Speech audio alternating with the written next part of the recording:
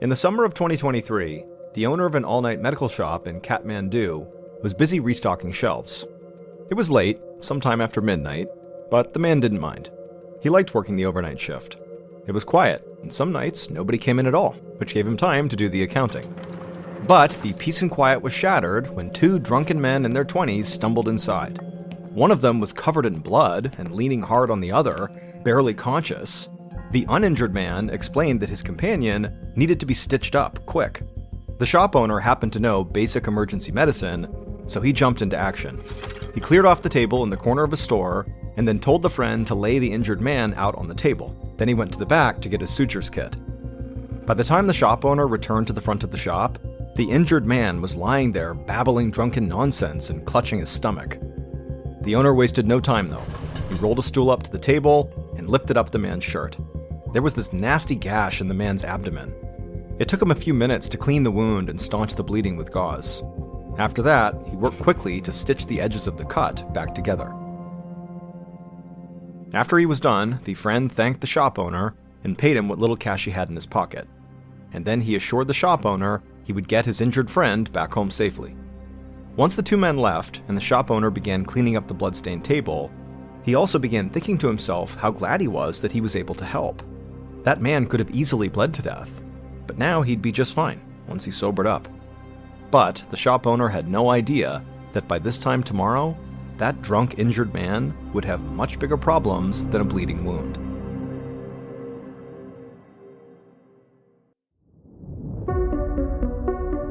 From Ballen Studios and Wondery, I'm Mr. Ballen, and this is Mr. Ballen's Medical Mysteries, where every week we will explore a new baffling mystery originating from the one place we all can't escape, our own bodies. So, if you like today's story, tell the follow button you'd be happy to fix their broken air conditioner. But when you actually work on it, just smash it repeatedly with a hammer and then leave.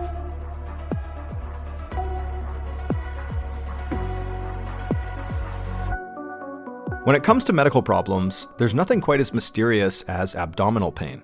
And it's not just because of the discomfort it causes. It's because our abdomens have a ton of organs, so that pain could be coming from anywhere.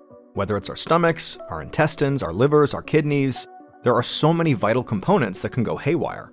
And so on that note, today's episode features two stories about patients with horrible abdominal pain that ends up being caused by something totally unbelievable. The first story is about a young man backpacking through Nepal whose trip is derailed by a shocking trip to the hospital. And the second story is about a mysterious salmonella outbreak that sickened children all around Denver, Colorado, with one strange connection between all of them.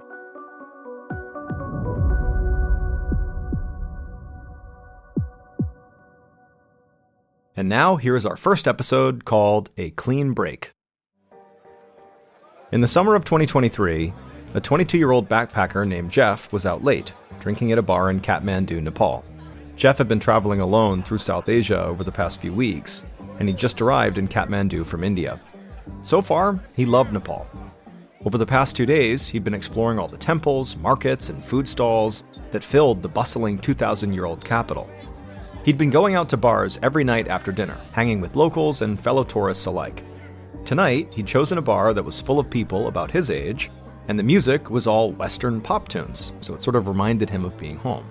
Jeff ordered a potent Nepalese drink called Roxy and struck up a conversation with the man on the next bar stool. He bought his new friend a Roxy as well, and they talked about Jeff's travels for a while. Then someone else joined the conversation, at which point Jeff decided it was time to buy some shots. By the time he paid his bar tab a few hours later, Jeff could barely see straight. He stood up from his bar stool, but he could hardly feel his feet. He only knew he was standing upright because he felt so dizzy. He staggered his way through the crowd. It felt like he was trudging through peanut butter. He swayed a little and stumbled backwards into the group of guys he'd been talking to all evening. They laughed at him, and one of the men gave him a playful push in the back, which sent him spinning into another group of men he didn't know. And these guys did not think the drunken man was so funny. They shoved Jeff back into his original group of friends, but a lot less gently this time. Soon enough, both groups were shoving and pushing, and the last thing Jeff remembered was the feel of someone's fist exploding against his cheekbone.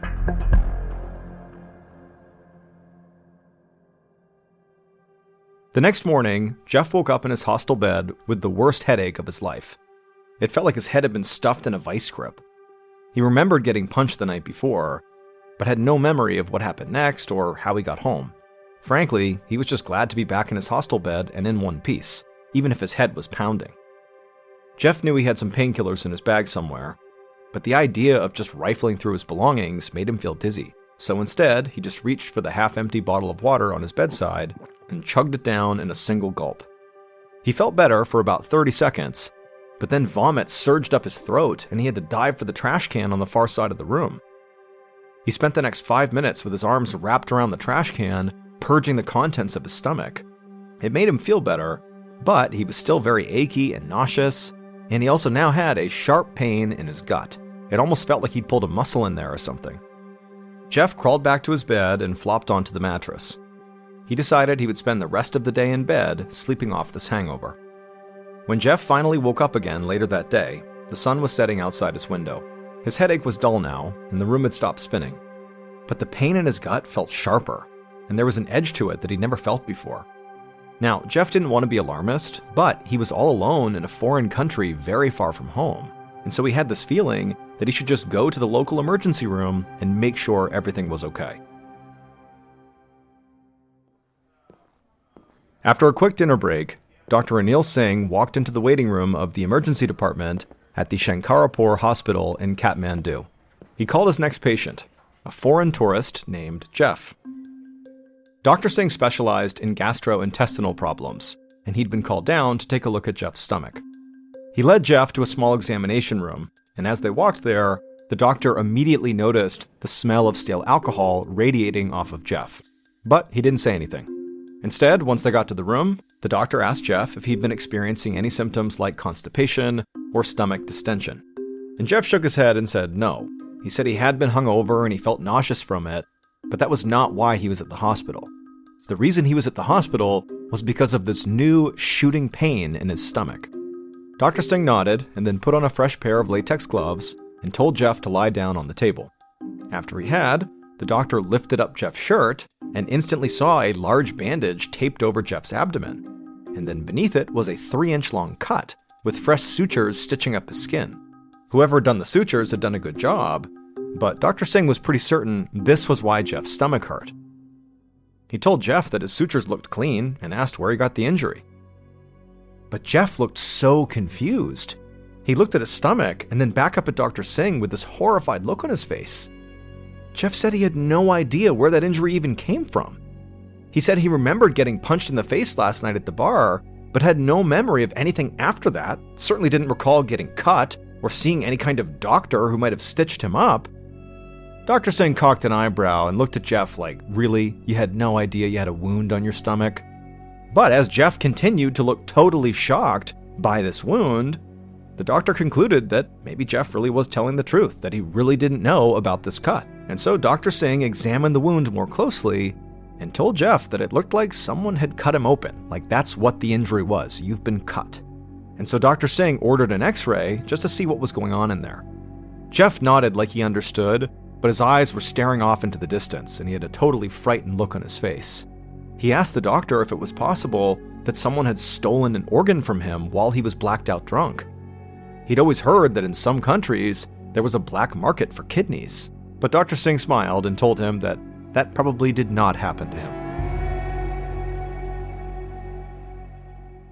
An hour later, Dr. Singh received Jeff's x-ray, and when he pulled it up on his computer to take a look, he was absolutely floored.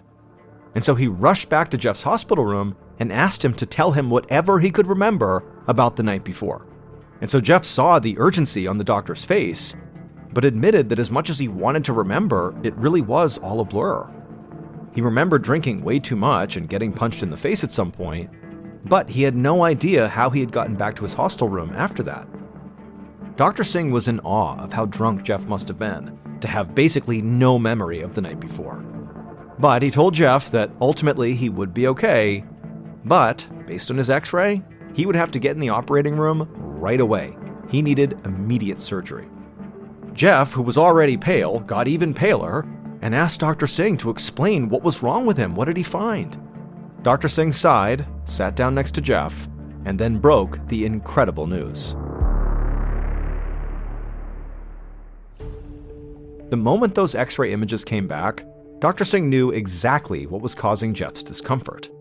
There was a 6-inch long knife blade lodged inside of Jeff's body. Dr. Singh told Jeff that at some point the night before, he must have been stabbed, and apparently stabbed so hard that the knife blade had broken off inside of his abdomen. And somehow, Jeff was so drunk, he didn't remember any of it. Dr. Singh decided to call the bar, hoping that somebody there would know the whole story. And luckily, the bartender who answered the phone had been working there the night before and had seen the whole thing. Jeff had made some friends at the bar last night, but apparently he had made some enemies too. And during the physical altercation that ensued with these enemies, someone stabbed Jeff with what looked like a chef's knife, and then one of the onlookers took Jeff to the nearest medical shop, which are these 24-hour pharmacies that can be found all over Kathmandu. And so once they got there, the onlooker begged the shop owner to sew Jeff up, and the shop owner did, even though he was not a doctor. And because he was not a doctor, the shop owner, before stitching him up, didn't think to check whether there were any foreign objects inside of Jeff first, hence the knife being left inside of Jeff.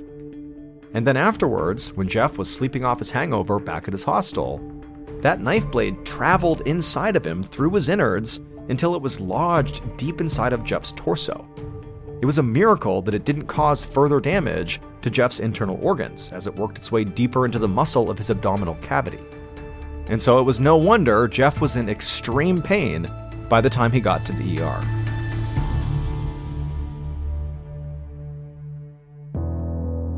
Jeff was taken to the operating room, where surgeons were able to extract the knife blade from his abdominal cavity. Then they patched him up, and he was discharged from the hospital 5 days later. Ultimately, Jeff would travel back to his home country once he was healthy enough to travel, and although he couldn't remember the most exciting part of his trip, getting stabbed, he would always have the scar as a souvenir.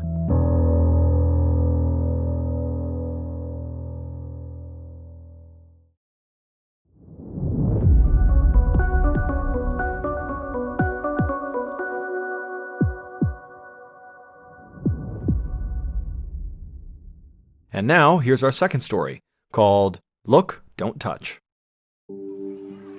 On the morning of January 14th, 1996, Alana Rugen carried her 6-year-old son, Jaden, as they walked towards the Tropical Discovery Center at the Denver Zoo. She was eager to get out of the cold, especially since most of the exhibits they'd visited so far had been outside. They'd seen the penguins, the tigers, and the gorillas, but Jaden loved snakes, so the reptiles at the Discovery Center were like the main event. Alana let Jaden run ahead of her as they entered the building. And then after going inside and collecting her son, they went to sit in a little auditorium that normally showed a short reptile documentary. But this afternoon, the movie was turned off, and 2 zookeepers were welcoming a small crowd to fill the seats. After the audience was seated, the zookeepers began bringing out all kinds of snakes and lizards and tortoises, holding them up for the kids to see, and also telling the audience all about the animals and where they came from. Alana watched her son's eyes light up when they brought out a massive 12-foot-long boa constrictor and stretched him out on the floor, his forked tongue flicking in and out of his mouth. Alana was thrilled that she'd signed her son up for this little excursion. He seemed to be really enjoying it so far. Just then, one of the zookeepers carried a lizard into the bleachers so the kids could get a closer look. Jaden immediately reached out his hand to try and pet the lizard, but Alana grabbed him and pulled his hand back before he could make contact. The zookeepers had been very clear that this event was a reptile meet and greet, not a meet and touch. By the time the show was over, Jaden was buzzing. He was jumping up and down and telling his mom all about his favorite animals and what he remembered about each one. She smiled as she led him to the next exhibit, called Komodo Days. It was a limited-time indoor exhibit that had just opened a few days earlier, showcasing 4 of the largest lizards on Earth, called Komodo dragons. Each of the animals was bigger than Jaden, and that was actually still small for a Komodo dragon. Alana overheard someone reading from a plaque that said these animals could grow up to 10 feet long and weigh about 350 pounds. The zoo was hoping to raise enough funds to build a large permanent enclosure for these new arrivals to the zoo.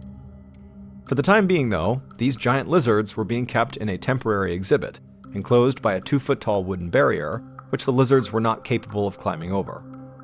To make sure nobody got too close, there was a line of plants in front of the barrier, all surrounded by a chain and post fence. Alana was more than happy to keep her distance. She had to admit that the Komodo dragons were cool, although their exhibit smelled horrible, like damp mulch and manure. But Jaden was so excited, he barely seemed to notice. Alana stood with Jaden right behind the fence, and from where they were standing, they had a good view into the enclosure.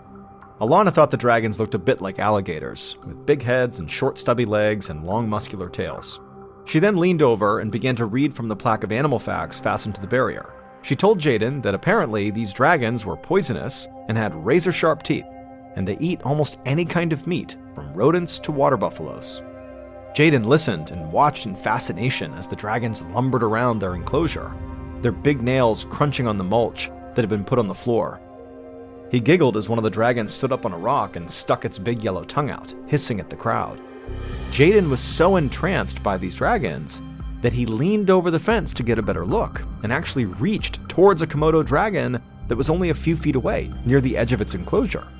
And as this happened, that same dragon put its paws up on the 2-foot wooden wall to get a better look at Jaden. Alana saw this and gasped and grabbed her son and pulled him back. All that was separating him from one of the deadliest predators on Earth was a line of decorative bushes. Thankfully, she had pulled him away in time, although it felt way too close for comfort. Alana let Jaden continue to watch the Komodo dragons, but this time a little bit farther back from the barrier. And then after about 15 minutes, Alana's stomach began to rumble, so she told her son they needed to leave now, but they would stop at the cafeteria and grab some food before heading home.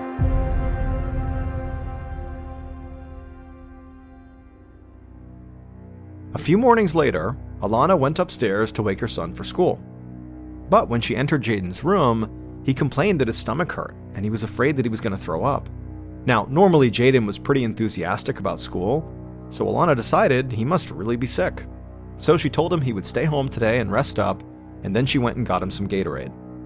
A few hours later, Alana was in the kitchen grabbing saltine crackers for Jaden when she heard him cry upstairs. She ran upstairs and found him still in bed, but now sweating with a fever and shivering with chills at the same time.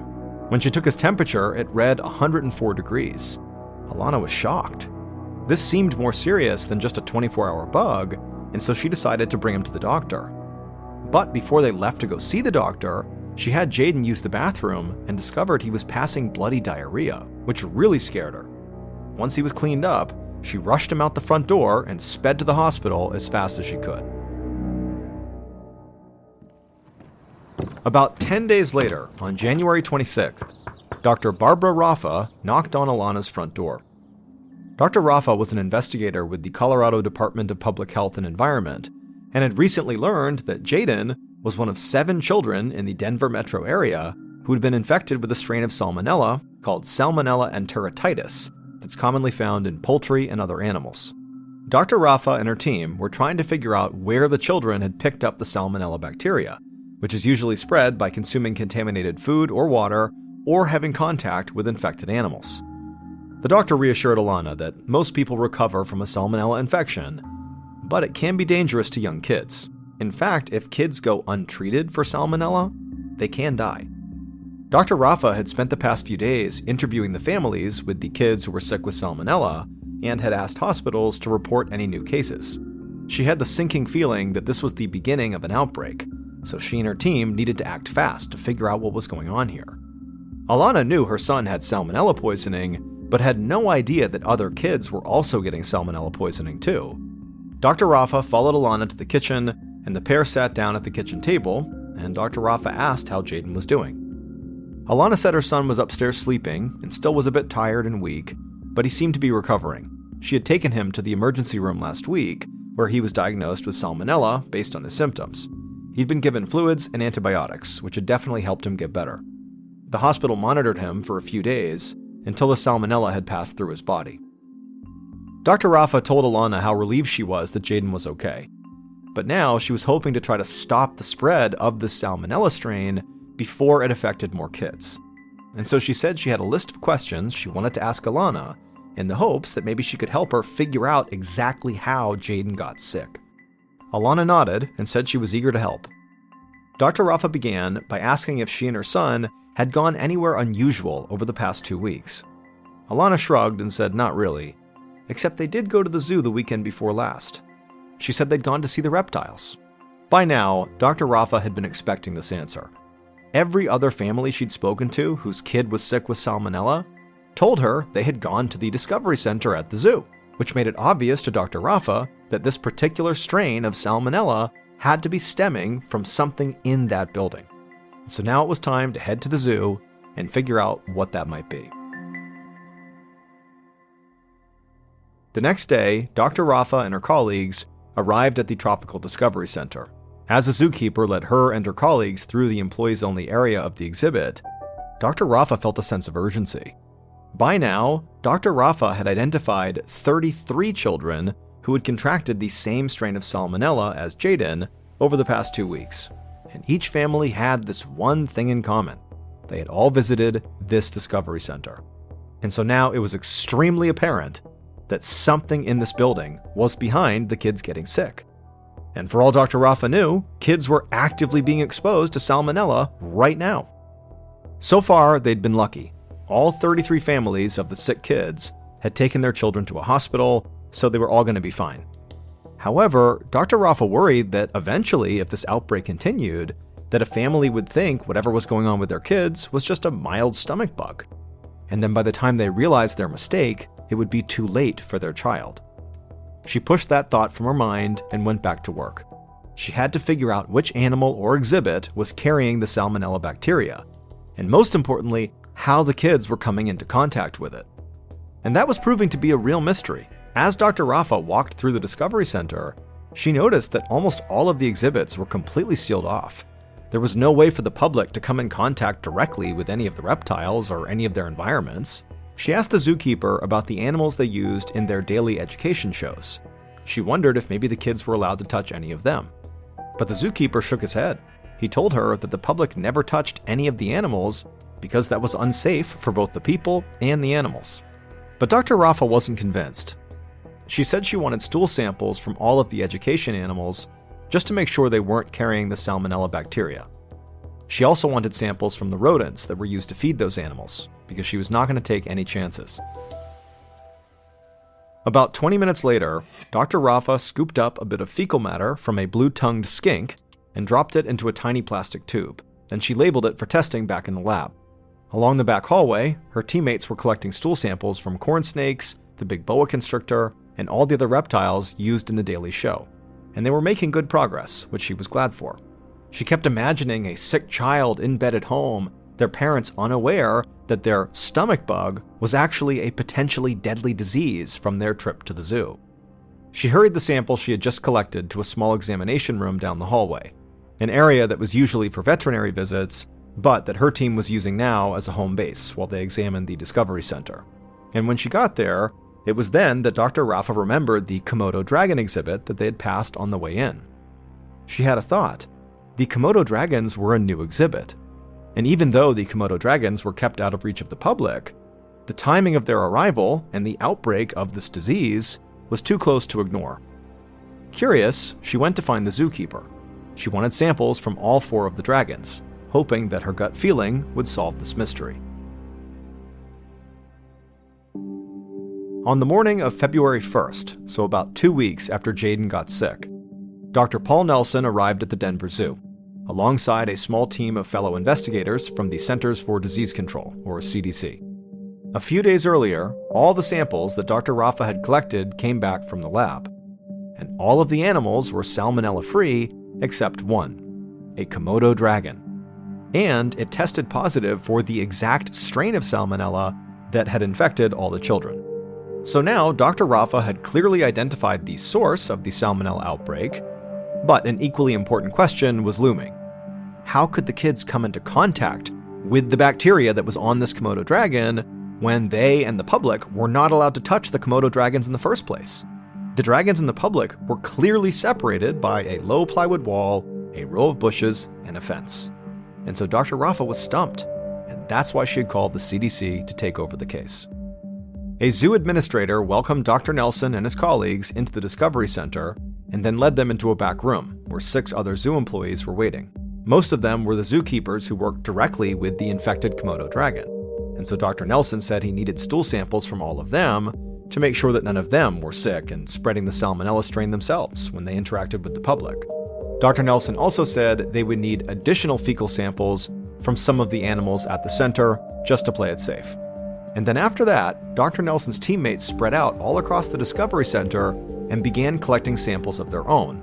Not fecal samples, but surface samples. They were swabbing basically every surface they possibly could. Everything from the plants to the fences to the mulch on the ground. By the time Dr. Nelson and his team left the zoo an hour later, they had this massive bag full of samples to test. About 5 days later, Dr. Nelson returned to the Discovery Center with surprising news about the CDC's analysis of all the samples they had taken. In addition to finding the salmonella strain in the Komodo dragon stool, they had also found the salmonella strain in a very unlikely place. It was sitting on top of the wooden barrier that was supposed to keep the dragons away from the public. Dr. Nelson admitted to the zoo officials that he was really confused. And so he just kind of began walking around near the Komodo dragon enclosure, wondering, how could the salmonella get there? And right as he walked over to the fence, he noticed one of the dragons walking over to him to kind of check him out. And a second later, the dragon stood up on its hind legs and propped its paws right on the wooden barrier. And suddenly, it all made sense.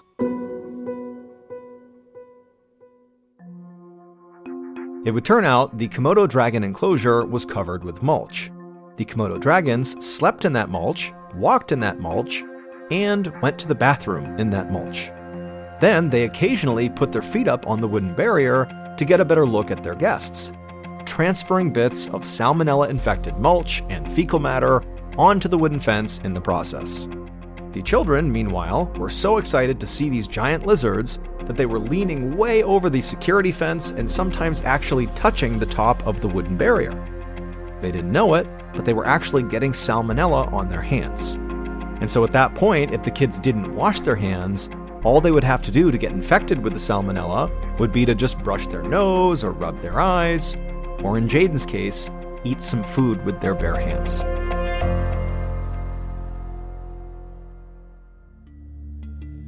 Thankfully, the salmonella outbreak was treated fast enough that all 33 infected children made full recoveries. And the Denver Zoo managed to raise enough money for the Komodo dragon exhibit that they could build a permanent enclosure, this one completely sealed off from the public. It's actually still at the Denver Zoo today, and there has not been a single salmonella outbreak in nearly 2 decades.